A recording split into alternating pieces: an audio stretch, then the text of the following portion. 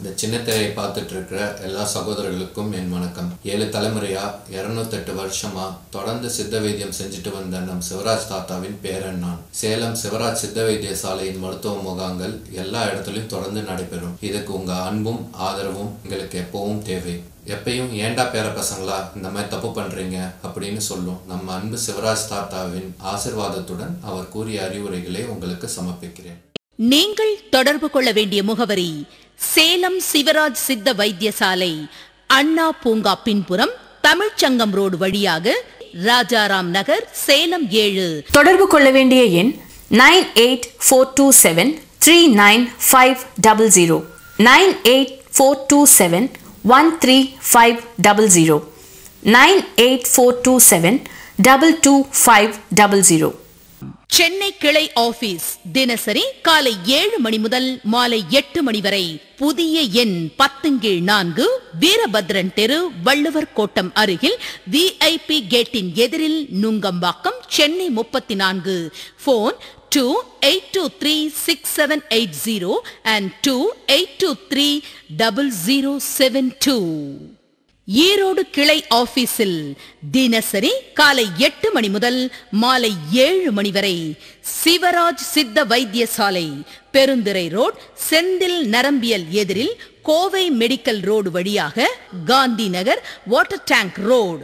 Phone 22593332. இந்த சித்த வைத்தியத்தை பொறுத்தவரையிலும் இன்னைய காலகட்டங்களில் நாங்கள் அதிகபட்சமாக இந்த பலகீனம் அப்படிங்கிறதுக்கு அதிகபட்சம் முக்கியத்துவம் கொடுத்து இதில் செஞ்சு வந்துட்டுருக்கோம்.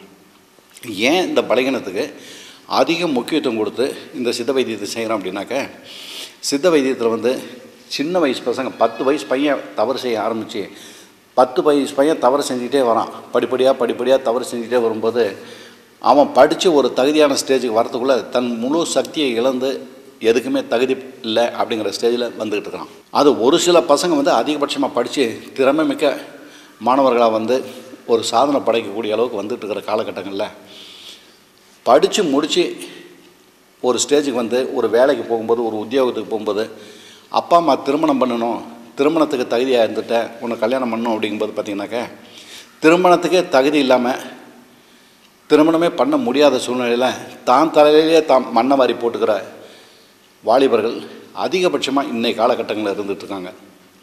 என்ன காரணம் அப்படின்னா, விஞ்ஞானம் வளர்ச்சி அடைஞ்சிருச்சின்னு வாய்க்களையும் நம்ம பேசிகிட்டு இருக்கிற இந்த நேரத்தில் அவர்கள் தவறு செய்கிற விதங்கள் பார்த்திங்கனாக்கா அபரிதமாக நம்ம காதெல்லாம் கேட்குறதுக்கே கூச்சப்படக்கூடிய அளவுக்கு அவங்க தவறு செஞ்சு வந்துட்டுருக்காங்க.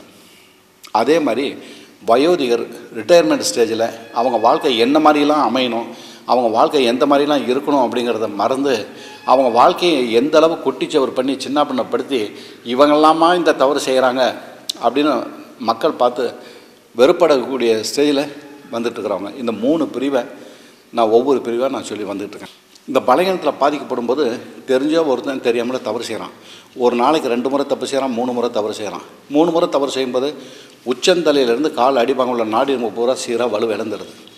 வலுவிழக்கும்போது அவன் படித்து சாதனை பண்ணும்போது பார்த்திங்கன்னா படித்து முடித்து அந்த படிப்பை முடிக்க முடியாத அளவுக்கு வந்துடுறான். அதை வெளியவும் சொல்ல முடியல, அப்பா அம்மாட்டையும் சொல்ல முடியாது. அதே மாதிரி திருமணம் பண்ணக்கூடியவன் அப்பா அம்மாட்ட சொல்கிறதில்ல. ஏன்னா ஒரு பையன் இன்றைக்கி தமிழ்நாட்டை பொறுத்தவரை என்னன்னாக்கா, இந்த கைப்பழக்கத்தில் சுயன்பத்தில் சக்தியை வீண் பண்ணுறது, ஆங்கில மருத்துவர்கள் தவறு இல்லைன்னு சொன்ன ஒரே காரணத்தினால இந்த பையன் அதிகபட்சமாக தவறு பண்ணிக்கிட்டே வரான். அப்போ நம்ம விளக்கங்கள் எவ்வளோ தான் விளக்கங்கள் சொன்னால் கூட, என்ன சார் நீங்கள் சித்த மருத்துவம் தானே நீங்கள் பண்ணுறீங்க, சித்த மருத்துவத்தில் உங்களுக்கு எந்த விதமான ஆதாரங்களும் இது முறையும் கிடையாது நீங்கள் கண்டுபிடிச்சி சொல்கிறதுக்கு. சித்த வைத்தியங்கிறது ஒரு நாட்டு துடிப்பை பார்த்து சொல்கிறீங்க, அதை வச்சு நீங்கள் வைத்தியத்தில் என்னத்தை சொல்ல முடியும்? ஆங்கில மருத்துவத்தில் டெஸ்ட் பண்ணி எங்கள் உடம்பை முழுமையாக பரிசோதனை பண்ணிவிட்டு கைப்பழக்கத்தில் செய்கிறது தவறே இல்லை, ஒரு நாளைக்கு எத்தனை முறை வேணுமானு செய்ய, விந்து உற்பத்திங்கிறது அபரிதமாக உற்பத்தி ஆகிட்டுருக்கு, அல்ல அது பாட்டுக்கு குறையாது, அது பாட்டுக்கு உற்பத்தி ஆகணும், எத்தனை முறை வேணுமாலும் தவறு செய்ய அப்படின்னு சொல்கிறாரு. அதனால் நான் தவறு செஞ்சிட்ருக்கேன் சார், எனக்கு என் வாழ்க்கையை பற்றி கவலை இல்லைங்கண்ணா. அப்போ அந்த தவறு செய்யும்போது உன் வாழ்க்கை என்ன அளவுக்குலாம் பாதிக்குது, எந்த அளவுக்குலாம் வீணாக போகுது அப்படின்னு நம்ம பல நிகழ்ச்சியில் பல விதமாக சொல்கிறோம். காரணம் காட்டி இந்த மாதிரி இப்படி வாழ்க்கை வீணாகிடும், இந்த மாதிரிலாம் சின்ன பண்ண ஆகிடும், திருமணத்துக்கு தகுதி இல்லாத ஸ்டேஜ் வந்துடும் அப்படிமா.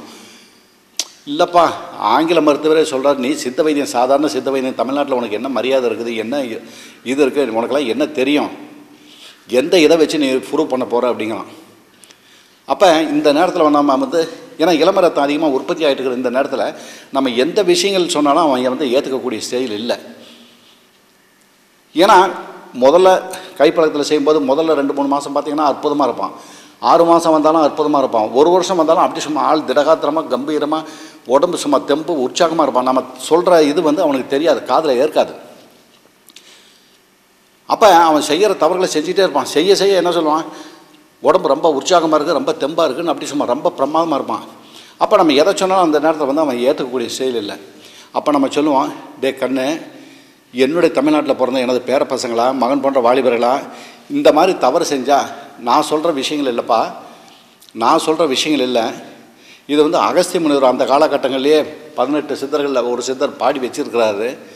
விந்து கட்டால் மனிதனல்ல, காரிகையால் தங்களுக்கு புரசனல்ல, வீணடா தேகங்கள் கெட்டுப்போகும், வெறுவாயே மெல்லாத பெண்ணாசையால் போனடா ஒரு நாளும் போனப்போமோ புத்தி கட்ட மடையர்களை புகழுங்கேளு, உந்த நேரத்தில் விந்து அழிந்தால் உண்டதெல்லாம் பாலாச்சு உறவும் போச்சுன்னு சொல்லியிருக்காருப்பா. செய்யாதனா அட உங்களுக்கெல்லாம் ஆதாரமே இல்லாமல் நீங்கள் சித்த வைத்தியத்தை பேசிகிட்டு இருக்கிறீங்க, நீங்கள் விடுங்கயா அப்படிமா. அப்போ நம்ம எதை சொன்னாலும் ஏற்றக்கூடிய ஸ்டேஜ் இல்லைங்கும்போது நாம் பாட்டுக்கு நடந்து போயிட்டு இருக்கிற மாதிரி நம்ம பாட்டுக்கு போய்கிட்டே இருப்போம். ஆமாம் எப்படி போதோ அதே மாதிரி ஸ்லோவாக நம்ம போய்கிட்டே இருப்போம். அவன் என்ன பண்ணுவான், அசுர வேகத்தில் போயிட்டு இருப்பான். முயல் போயிட்டு இருக்கிற ஸ்பீடில் நாம் வந்து ஆமை போகிற ஸ்பீடில் சொல்லிக்கிட்டு நம்ம பாட்டுக்கு போய்கிட்டே இருப்பான். அவன் முயல் போகிற ஸ்பீடில் அவன் பாட்டு சொல்லிக்கிட்டு போய்கிட்டே இருப்பான். அப்போ சொல்லுவான், டே கண்ணு பாருடா, சூரியன் உதிச்சிடுச்சுடா, பார் கையெடுத்து கும்பிட்றா கண்ணு, பாரு இந்த பக்கத்தில் சூரியன் உதிச்சிருக்குது, கையெடுத்து கும்பிட்றா, உனக்கு வேணுங்கிறதெல்லாம் செஞ்சுக்கிடா சாமி அப்படின்னு சொல்லி நம்ம சொல்லுவோம். சூரியன் உதிச்சிடுச்சு, உனக்கு வேணுங்கிறதெல்லாம் வேண்டி செஞ்சுக்கிடா அப்படின்னு நம்ம சொன்னோம்னா ஏற்றுக்க மாட்டான். ஏன்னா அந்த ஏற்றக்கூடிய சூழ்நிலை இல்லை. எப்போ ஏற்றுக்குவான், கண் கெட்டு போனதுக்கப்புறம் ஐயா எந்த பக்கம் யார் சூரியன் உதிக்குதுமா, கண் கெட்டு போனதுக்கப்புறம் வந்து எந்த பக்கம் யார் சூரியன் உதிக்குது சொல்லியா, எந்த பக்கம் யார் சூரியன் உதிக்குதுமா. அப்போ நான் சொல்லுவான், டே தம்பி 4 பக்கம் நின்று கும்பிட்டாலும் ஒன்று தானே உனக்கு, எந்த பக்கத்தில் நின்று கும்பிட்டாலும் உனக்கு ஒன்று தானேம்மா. ஏன்னா அந்த நேரத்தில் நம்ம சொல்கிற விஷயங்கள் வந்து அவன் ஏற்றுக்க மாட்டான். ஒரு நல்ல விஷயத்த சொல்கிறோம் அப்படின்னா, பாரு சூரியன் உதிச்சிடுச்சு கையெடுத்து கும்பிட்றான்னா ஏற்றுக்க மாட்டான். கண் கெட்டதுக்கப்புறம் தான் ஐயோ தெரியாமல் நீங்கள்லாம் சொன்னீங்களே, இவ்வளோ விஷயங்கள் சொன்னீங்களே, நான் ஏற்றுக்கலையே அப்படின்னு சொல்லிட்டு அப்போ வருவான்.